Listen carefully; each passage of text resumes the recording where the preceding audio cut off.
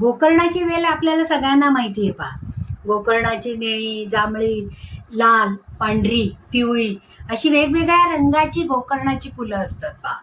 आणि गोकर्णाला अपराजिता म्हणतात. म्हणजे आपल्या घरामध्ये जी काही निगेटिव्हिटी आहे ती निगेटिव्हिटी ते गोकर्णाचं झाड ॲब्सॉर्ब करून घेतं.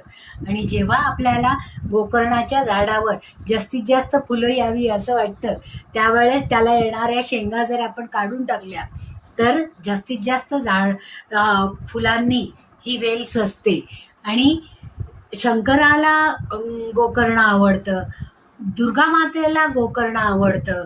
शंकराची जी रुद्र आहेत त्या सगळ्या रुद्र रूपांना, काळ भैरवांना, काली मातेला या फुलांची सगळ्यात जास्त आवड आहे. तर लाल गोकर्ण हे गणपतीला जास्त प्रिय आहे. म्हणजे गोकर्णाचे हे जे विविध रंग आहेत ते जर आपण वेली लावल्या तर त्या जास्तीत जास्त पॉझिटिव्हिटी घरामध्ये देतात. आणि घरातल्या देवतांना प्रसन्न करण्यासाठी याच्यावर कायम फुलं असतात. त्या फुलांचा वापर आपण देवतांना प्रसन्न करण्यासाठी करू शकतो.